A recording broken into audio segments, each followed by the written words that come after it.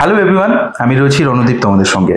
High, আমি রয়েছি শৈলী, আর ঠিক ক্যামেরার উপরে আমাদের সঙ্গে রয়েছে সৌম্য। পুরো চিঠির আর একটা নতুন ভিডিওতে তোমাদের সকলকে স্বাগত। আজকের চিঠিটা কে পাঠিয়েছে?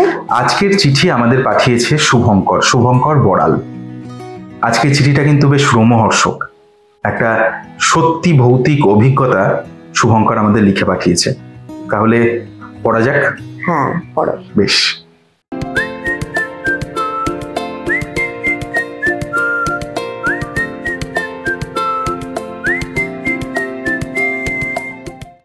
ডিয়ার রণদীপ এবং শৈলী, পুরো চিঠি যে আমি প্রথম থেকেই দেখতাম এমন নয়। এই দিন তিনেক হলো একটা বন্ধুর হোয়াটসঅ্যাপের স্ট্যাটাসের লিঙ্ক থেকে চ্যানেলটা আবিষ্কার করেছি। এই জন্যই তোমাদের বলি, বেশি করে শেয়ার করো, আরো বেশি মানুষের কাছে এইভাবেই পৌঁছায়। একটানা সব কটা ভিডিও দেখে নিয়েছি এই 3 দিনের মধ্যে। বাহ, thank you so much. Thank you. যখন ভিডিওগুলো দেখেছি তখনই মনে হয়েছে যে আমার ওই ভয়ঙ্কর অভিজ্ঞতাটার কথা তোমাদের সঙ্গে শেয়ার করতেই হবে। আজও যখন রাতের বেলা একা বসে থাকি, হাওয়ার ঝাপটায় জানলার কাঁচ কেঁপে ওঠে কিংবা দূরে কোথাও কুকুরের চিৎকার শোনা যায়, তখনই মনের মধ্যে ভেসে ওঠে সেই রাতটার কথা। বহু বছর কেটে গেছে, কিন্তু এখনো যেন স্পষ্ট ছবির মতো চোখের সামনে ভেসে ওঠে বর্ধমানের সেই গ্রামের ভাঙা বাড়ি, নিস্তব্ধতা আর হঠাৎ ভেসে আসা নারী কণ্ঠ। বাবা, ঘটনাটা ঘটেছিল 10 বছর আগে। তখন আমি কলেজে পড়ি। বর্ধমান শহরে থাকতাম, কিন্তু প্রায়ই যেতাম মামার বাড়ি। মামার গ্রামটা শহর থেকে 20 কিলোমিটার দূরে। নামটা খুব পরিচিত নয়, আড়ালবেড়া গ্রাম থেকে একটু ভেতরে। চারিদিক জুড়ে ধান ক্ষেত, তাল গাছ, পুকুর, সব মিলিয়ে প্রকৃতির অপরূপ সৌন্দর্য। দিনের বেলা সেখানে যেন শান্তির রাজত্ব, কিন্তু রাত নামলেই গ্রামটা একেবারে অন্যরকম হয়ে যায়। এইরকম গ্রাম সত্যি আর দেখা যায় না। মানে আমি যখন পড়ছিলাম আমি খুব নস্টালজিক হয়ে যাচ্ছিলাম। আমার শান্তিপুর মনে পড়ে যাচ্ছিল। তো মফস্বল বা গ্রামের কালচার আস্তে আস্তে উঠে যাচ্ছে। খুব ভালো লাগলো এরকম একটা গ্রামে তোমার মামার বাড়ি তুমি যেতে পারো। কি বল লাকি। গ্রামের মানুষজন সরল কিন্তু কুসংস্কারী। ভূত, প্রেত, শাকচুন্নি, ব্রহ্মদৈত্য সব বিষয়ে তাদের বিশ্বাস প্রবল। এটা হয়। আমিও ঠিক জানি না এই ব্যাপারটা থাকে, কারণ আমি গ্রাম বলতে আমার মাসির বাড়ি খুব মনে পড়ে, কারণ আমাদের ভ্যাকেশন হলে আমরা ওখানেই যেতাম। গ্রামে যে ব্যাপারটা হয় মফস্বলেও অতটা দেখা যায় না, শহরে তো নেই।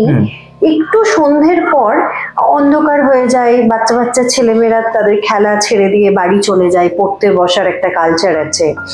তো সেটা শহরে নেই সেটা না, বাট শহরের তো রাস্তাঘাট প্রচুর আলোয় আলোকিত, সেটা গ্রামে আমরা পাই না। যেখানে অন্ধকার সেখানে একটা গা ছমছম ব্যাপার থাকেই। আমিও কিন্তু ভীষণ, আমি কখনো দেখিনি সেভাবে, বাট অনেক হরর এক্সপিরিয়েন্স শুনেছি। আর আমিও পার্সোনালি যখন ওই গ্রামে যেতাম, সন্ধে হলে আমি আর ঠিক বেরোনোর সাহস করে উঠতে পারতাম না। ঠিক। আমি শহরে বড় হয়েছি বলে এসবকে নেহাত গাল গল্প মনে করতাম। যতদিন গ্রামে গিয়েছি ততদিনই শুনেছি একটা বিশেষ ভাঙা বাড়ির গল্প। গ্রামের শেষ প্রান্তে বাঁশ ঝাড়ের পাশে ভাঙাচোরা একটা বাড়ি, যেটাকে সবাই এড়িয়ে চলে। বলা হয় সেখানে একসময় নাকি একটা পরিবার থাকতো। এক ভয়াবহ অগ্নিকাণ্ডে মা মেয়ে পুড়ে মারা যায়, আর তারপর থেকেই বাড়িটা অভিশপ্ত হয়ে ওঠে। লোক বলতো মাঝরাতে নাকি সেখানে কান্নার শব্দ পাওয়া যায়, আলো জ্বলে ওঠে, কখনো বা ছায়া মূর্তি দেখা যায়। গ্রামের ছেলেরা বাজি ধরে গেলেও কেউ বেশি রাত সেখানে থাকতে পারে না। আমি এসব শুনে সবসময় হাসতাম, বলতাম এই তো নিছক গল্প, ভয় দেখানোর জন্য বানানো। কিন্তু এক রাতে নিজের জেদের কারণেই আমি এমন এক অভিজ্ঞতা করলাম যা আজও আমি ভুলতে পারিনি। সেদিন ছিল পূর্ণিমা। দুপুরের পর হঠাৎ বৃষ্টি নেমেছিল। সন্ধ্যাবেলা হালকা ঠান্ডা পড়েছিল। মামাতো ভাই দীপক আর আমি বারান্দায় বসে গল্প করছিলাম। কথা প্রসঙ্গে আবারও উঠলো সেই ভাঙা বাড়ির প্রসঙ্গ। আমি মজা করে বললাম, এই তোমরা সবাই বাচ্চাদের মতো ভয় পাও, ওই বাড়িতে গিয়ে দেখি না কি আছে। দীপক একটু থেমে বলল, এই তুই সাহস করে যাবি? আমি হেসে বললাম, হ্যাঁ অবশ্যই, ভূত বলে কিছু নেই। আমি গ্রামের আরো 2 জন বন্ধু জোটালাম। ঠিক হলো রাত 10টার পর আমরা 4 জন যাব। হাতে টর্চ থাকবে, আর কিছু না। মামাকে কিছু জানানো হলো না, কারণ জানলে তিনি অবশ্যই যেতে দিতেন না, বকাঝকা করতেন। রাত 10:30 নাগাদ আমরা বেরোলাম। আকাশে পূর্ণিমার আলো ছড়িয়েছিল, কিন্তু মেঘের ফাঁক দিয়ে কখনো কখনো উজ্জ্বল, কখনো ম্লান হয়ে সেই আলো দেখা যাচ্ছে। কাদা মাখা গ্রামীণ পথ ধরে আমরা হেঁটে চলেছি। চারপাশে ধান ক্ষেত, কোথাও কোথাও তাল গাছের মাথা দুলছে। শুরুতে হাসাহাসি করতে করতেই যাচ্ছিলাম, কিন্তু কিছু দূর যেতেই নীরবতা অস্বাভাবিক মনে হতে লাগলো। কুকুরগুলো যেন হঠাৎ একেবারে চুপ করে গেছে। শুধু দূরে ঝিঁঝি পোকার ডাক শোনা যাচ্ছে। দীপক ফিসফিস করে বলল, শোন, সবকিছু কেমন চুপচাপ হয়ে গেল দেখলি? আমি বললাম, এই তুই বড্ড ভূতের সিনেমা দেখছিস আজকাল, এসব ছাড়তো। কিন্তু নিজের বুকের ভেতরেও তখন আমার কিন্তু হালকা ধুকপুক শুরু হয়ে গেছে। অবশেষে চোখে পড়লো সেই বাড়িটা। অর্ধেক ভাঙা দেওয়াল, ছাদের কিছু অংশ ধসে গেছে, জানালার গড়াদ মাকা, গায়ে লতাগুল্ম জড়িয়ে আছে। দূর থেকে দেখলেই গাটা ছমছম করে ওঠে। আমরা বারান্দার সিঁড়ি দিয়ে উঠতে উঠতেই টর্চের আলো ভেতরে ফেললাম। চারিদিকে শুকনো পাতা, দেওয়ালে শ্যাওলা, ছাদের কার্নিশ ভেঙে পড়েছে। কিন্তু তখনই হঠাৎ ভেতর থেকে একটা মৃদু শব্দ কানে এলো। মনে হলো যেন কারুর কান্না। আমরা সবাই থমকে গেলাম। আমি বললাম, ও কিছু না, বোধহয় বাঁশঝাড় থেকে শব্দ আসছে। কিন্তু বাতাস তো একেবারেই নেই। আবার স্পষ্টভাবে ভেসে এলো শব্দটা। এবার মনে হলো কোনো নারী যেন কাঁদছে। গলাটা ভাঙা, কান্নার সুরটা করুণ। দীপক আমার হাত চেপে ধরলো, বলল, এটা বাতাস নয়, আমার মনে হচ্ছে অন্য কেউ কাঁদছে। আমি মুখে বললাম, আরে ধুর, এইসব তোর হ্যালুসিনেশন। কিন্তু গলার স্বর আমারও কাঁপছিল। আমরা সাবধানে ভেতরে ঢুকলাম। ভাঙা দরজাটা ঠেলতেই ক্যাচ করে একটা শব্দ হলো। ভেতরের বাতাসে একটা অদ্ভুত ভ্যাপসা গন্ধ, অনেকটা পোড়া কাঠের মতো গন্ধ, আর তার সঙ্গে একটা স্যাঁতস্যাঁতে দুর্গন্ধও মিশে আছে। হঠাৎ টর্চের আলো সামনের দেওয়ালে পড়তে আমি স্পষ্ট দেখলাম একটা ছায়া মূর্তি, নারীর অবয়ব, মাথায় খোঁপা বাঁধা, হাতে কিছু একটা রয়েছে। মুহূর্তের মধ্যে সেই ছায়ামূর্তি হারিয়ে গেল। আমার হাতটা কেঁপে উঠল, কিন্তু মনের ভয় চাপা দিতে আমি আরো জোরে হেসে উঠলাম। বললাম, আরে দূর, এইসব আলো ছায়ার খেলা। ঠিক তখনই ভেতরের একটা দরজা আস্তে আস্তে খুলে গেল। অন্ধকার ঘরের ভেতর থেকে ভেসে আসছে ঠান্ডা হাওয়া। তারপর হঠাৎ দেখা গেল ভেতরে একটা ম্লান প্রদীপ জ্বলছে। কোনো মনুষ্যবিহীন ভাঙা বাড়িতে প্রদীপ কেন জ্বলবে?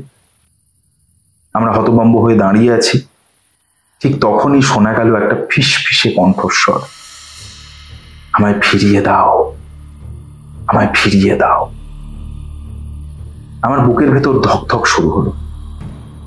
আমি টর্চের আলো ফেলতেই দেখলাম একটা অবয়ব আমাদের দিকে ধীরে ধীরে এগিয়ে আসছে।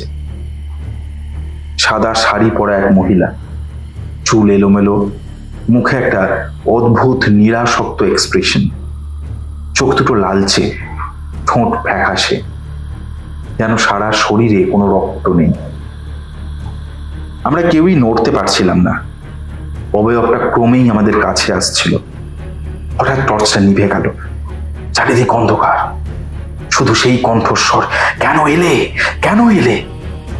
দীপক হঠাৎ চিৎকার করে উঠলো, পালাও পালাও। আমরা প্রাণপণে দৌড় দিলাম। কাদা মাখা রাস্তায় পড়ে যাচ্ছি, আবার উঠে দৌড়াচ্ছি, মনে হচ্ছে কেউ যেন পেছন থেকে আমাদের তাড়া করে বেড়াচ্ছে।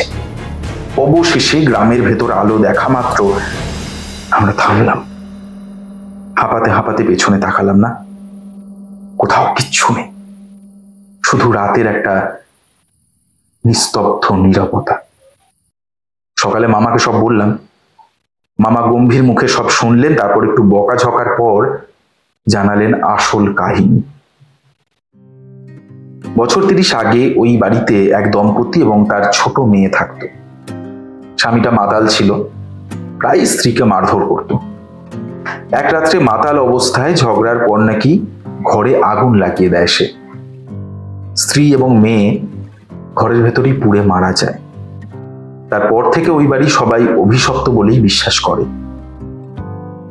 আমরা যা দেখেছি সেটা কি মহিলার আত্মা, নাকি সবটাই আমাদের ভয়ের কারণে দেখা হ্যালুসিনেশন, আমি জানি না। কিন্তু সেই রাতের পর আমি আর কোনো দিন ওই বাড়ির কাছে যাই। এই ছিল আমার ঘটনা। পুরো চিঠির জন্য অনেক শুভেচ্ছা রইল। আমার এক ভাইয়ের জীবনেও এরকম আরেকটা ভয়ঙ্কর অভিজ্ঞতা আছে, সে বলেছে পরে তোমাদের লিখে পাঠাবে।